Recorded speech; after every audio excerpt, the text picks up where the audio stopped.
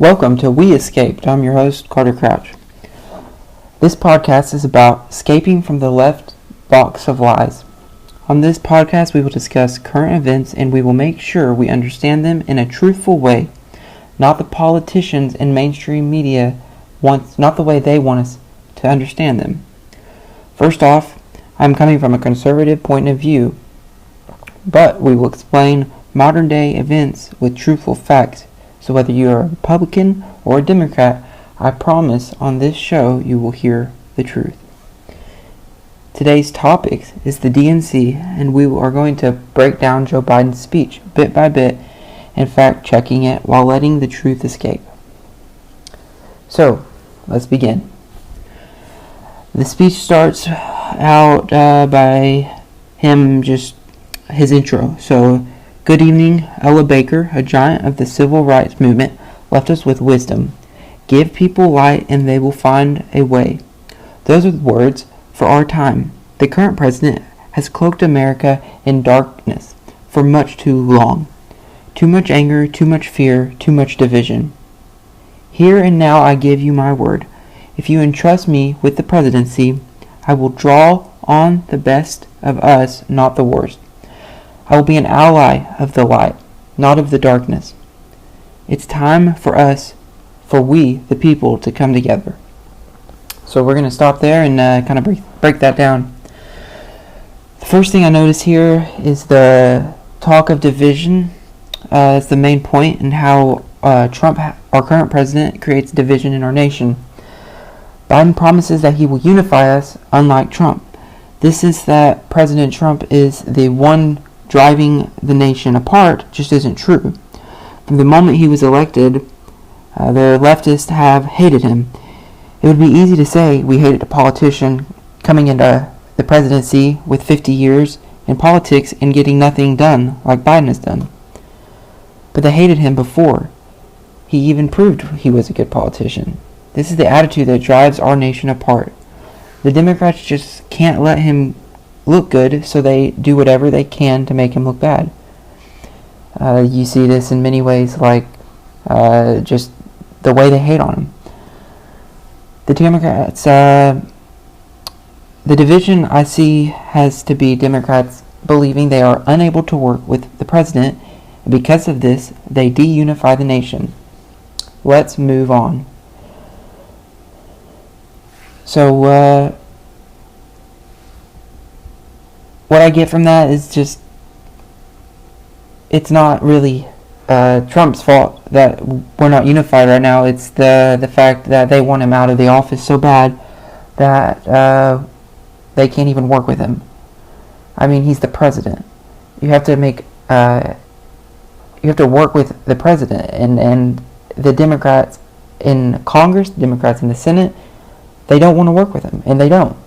So that makes it harder on him, and so just for Biden to blame Trump for the unification when it's really his party's fault is just nonsense. Okay, now let's move on.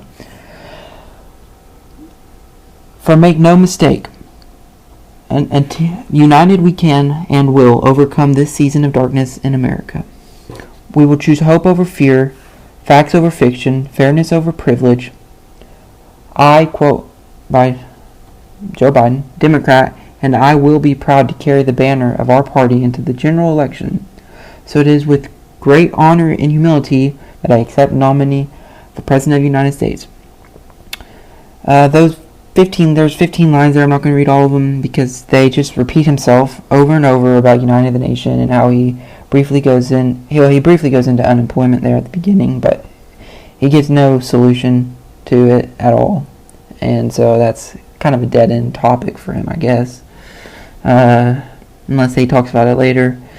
But that the whole 15 lines there is just him repeating himself about uniting the nation. It's all about what Trump has done and nothing about what he will do. And that's the problem with this party. So continuing, quote, nearly a century ago, Franklin Roosevelt pledged a New Deal in a time of massive unemployment, uncertainty, and fear, strictness by disease, stricken by a virus, FDR insisted that he would recover and prevail, and he believed America could as well. And he did, and so can we. This campaign isn't just about winning votes, it's about winning the hearts and, yes, the soul of America. Winning it for generations among us, not the selfish. Winning it for the workers who kept the country going, not just the privileged few at the top. And, okay, now that's just trying to point out that he thinks that Trump only cares about the rich because Trump is rich. Well, Trump is not in office to make his business higher, because that's nonsense. His business has lost money being in office. So this is ridiculous that he's even implying this. And Trump has done more for unemployed people than anybody. And Obama's unemployment rate was 5 to 10%. When Trump's is down to 3.5%, that's a 50-year low. That's insane that he even implies this. They don't even look at the facts. So he kind of continues on that. And then so the first part of that is about the unemployment, and it doesn't give any solution. It doesn't give any solutions to unemployment at all. All he does is pointing that Trump only cares about the rich, and he's thinking, oh, well, I'm going to care about the poor and the middle class. But it's about everybody. It's about America, and that's where he loses me.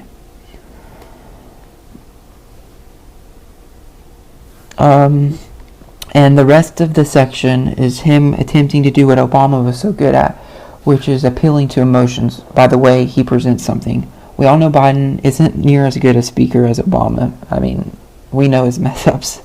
I'm surprised he just made it through this without messing up. And even though this whole thing was a dead end, it was spoken compassionately, which is where the Democrat wins so many votes from the Republicans.